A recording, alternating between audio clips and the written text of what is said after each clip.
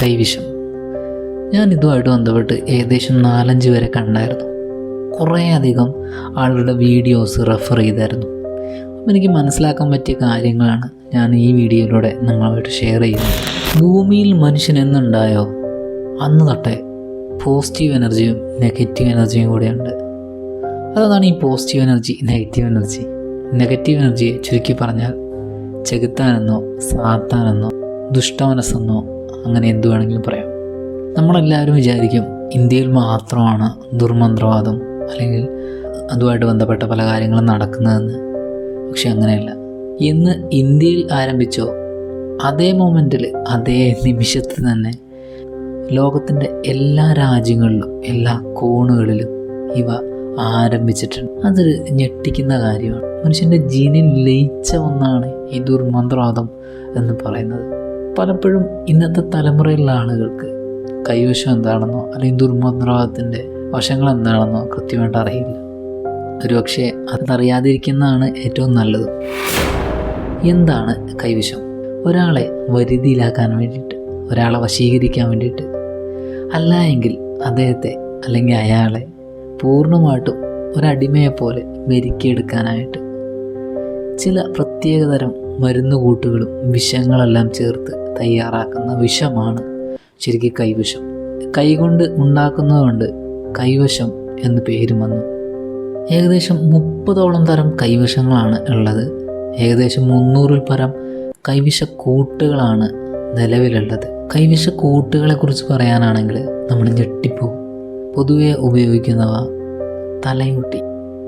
തലയോട്ടി ഉരച്ചുണ്ടാക്കുന്ന ആ എല്ലിൻ്റെ പൊടി, ആർത്തവ സമയത്തിൻ്റെ രക്തം, വളരെ വിചിത്രമായി കിട്ടുന്ന ഡ്രൈ ആക്കി വെച്ചിട്ടുള്ള ജന്തുക്കളുടെ ശരീരഭാഗങ്ങൾ, അതുകൂടാതെ പലതരം വിചിത്രമായിട്ടുള്ള കാര്യങ്ങളെല്ലാം ഇതിലുപയോഗിക്കുന്നുണ്ട്. ഇൻക്ലൂഡിങ് ചില അനിമൽസിൻ്റെ കാഷ്ടം ഉൾപ്പെടെ. ഇവയെല്ലാം ഒരു മന്ത്രത്തിൻ്റെ സഹായത്തോടെയാണ് അരച്ച് ചേർക്കുന്നത് മിക്കവാറും മധുര പലഹാരങ്ങളിലും പായസങ്ങളിലൊക്കെയാണ്. അതായത് കഴിക്കുന്ന ആളിന് ഒരു കാരണവശാലും അതിൻ്റെ ഒരു ടേസ്റ്റോ മറ്റു കാര്യങ്ങളോ അനുഭവിക്കാൻ പാടില്ല, അല്ലെങ്കിൽ അനുഭവിക്കാൻ അറിയാത്ത ഒരു സിറ്റുവേഷനിലേക്ക് ഇവർ കൊണ്ടെത്തിക്കും. കൈവശം തട്ടിക്കഴിഞ്ഞാൽ ആളുകൾക്ക് കാണുന്ന ലക്ഷണങ്ങളെന്ന് വെച്ച് കഴിഞ്ഞാൽ അമിതമായിട്ടുള്ള വയറുവേദന, ഭ്രാന്ത് പിടിച്ച പോലുള്ള പെരുമാറ്റം, പിന്നെ ഒരു പ്രവൃത്തിയും കൃത്യമായിട്ട് നടക്കുന്നില്ല, എല്ലാം ഒരു തടസ്സം വന്ന് മുടങ്ങിപ്പോവുക, അതേപോലെ ചെയ്യുന്ന കാര്യങ്ങളെല്ലാം ഒരു ഡെഡ് എൻഡിലേക്ക് അല്ലെങ്കിൽ വിഷം പിടിച്ച എൻഡിലേക്ക് എത്തിച്ചേരുക. ഇതെല്ലാം അതിൻ്റെ ലക്ഷണങ്ങളാണ്. സാധാരണ നമ്മൾ വിചാരിക്കും പോലെ ഒരാളും ഇങ്ങനെ വയറുവേദനയോ അല്ലെങ്കിൽ കൈവശം ഏറ്റു കഴിഞ്ഞാൽ നേരിട്ട് മന്ത്രവാദിയുടെ അടുത്തോ അല്ലെങ്കിൽ പോറ്റുമാരുടെ അടുത്തോ അല്ല പോകുന്നത്. അവർ നേരെ പോകുന്നത് ആശുപത്രികളിലേക്കാണ്. അതുതന്നെയാണ് ഇതിൻ്റെ സത്യാവസ്ഥയും. എല്ലാ പോറ്റുമാരും അല്ലെങ്കിൽ ഇങ്ങനെ പരിഹാരം ചെയ്യുന്ന എല്ലാ മന്ത്രിമാരും അല്ലെങ്കിൽ ഏത് മതപണ്ഡിതന്മാരും ചെയ്യുന്നത് ആദ്യം ഹോസ്പിറ്റലിൽ കാണിക്കണമെന്ന് പറയും. അതിനുശേഷം സ്കാനിങ്ങും മറ്റു കാര്യങ്ങളൊക്കെ ചെയ്ത് മരുന്നെല്ലാം കഴിച്ചിട്ടും മാറ്റമില്ല എങ്കിൽ മാത്രം ഇവരെ ചെന്ന് കാണാനാണ് അവർ പറയുന്നത്. ഇത് അന്ധവിശ്വാസമാണെന്ന് ചോദിച്ചു കഴിഞ്ഞാലോ അല്ലെങ്കിൽ അന്ധവിശ്വാസമല്ല എന്ന് ചോദിച്ചു കഴിഞ്ഞാലോ കൃത്യമായിട്ടുള്ള ഉത്തരം എനിക്കറിയില്ല. അറിയില്ലാത്ത കാര്യം അറിയില്ല എന്ന് തന്നെയാണ് പറയേണ്ടത്. കാരണം ഇതെല്ലാം അനുഭവിച്ചവർക്ക് മാത്രമേ അതിൻ്റെ സത്യാവസ്ഥ കൃത്യമായിട്ട് അറിയുകയുള്ളൂ. നമ്മൾ ഹോസ്പിറ്റലിൽ ചെല്ലുമ്പോൾ മിക്കതും ഡോക്ടർ പറയും ശരീരത്തിൽ പ്രത്യേകിച്ചൊന്നും കാണുന്നില്ല, ടെസ്റ്റിലെല്ലാം റിസൾട്ട് നെഗറ്റീവാണ്, അതായത് ഒന്നും അബ്നോർമലായിട്ട് കാണുന്നില്ല എന്ന് ഡോക്ടർ പറയും.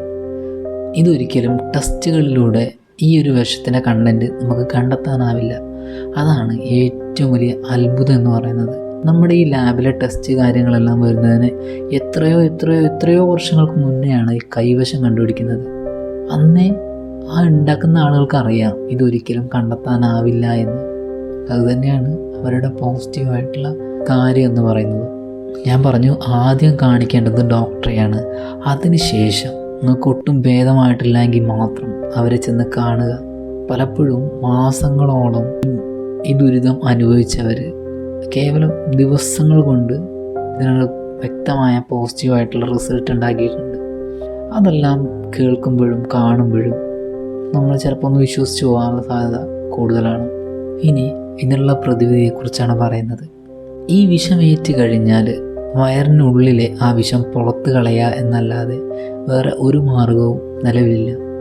അതിനായിട്ട് ഛർദ്ദിപ്പിച്ച് കളയുന്ന കുറച്ച് ഐഡിയകളാണ് പൊതുവെ ഉപയോഗിച്ച് കാണുന്നത്. ഇങ്ങനെ ബാധിച്ചു വരുന്നവർക്ക് കഴിക്കാനായിട്ട് പലതരം ഔഷധങ്ങളുടെ ഒരു കൂട്ട് കൊടുക്കാറുണ്ട്.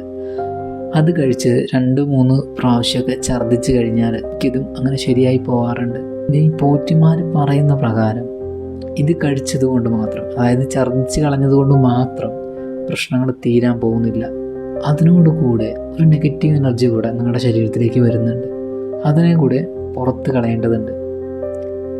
ഞാൻ മുന്നേ പറഞ്ഞ പോലെ തന്നെ ഞാനിതിൽ വിശ്വസിക്കുന്ന ആളല്ല. ബട്ട് ഇതിൻ്റെ സത്യം എന്താണെന്നോ ഒരു കാര്യം എനിക്ക് കൃത്യമായിട്ട് അറിയില്ല. ഇതൊരിക്കലും ഞാൻ പ്രോത്സാഹിപ്പിക്കുന്നുമില്ല. പക്ഷേ എനിക്ക് പലപ്പോഴും തോന്നിയിട്ടുണ്ട്, മനുഷ്യനൊരു പോസിറ്റീവ് എനർജി ഉണ്ട് എങ്കിൽ അതിൻ്റെ കൂടെ തന്നെ നെഗറ്റീവ് എനർജി ഉണ്ട്.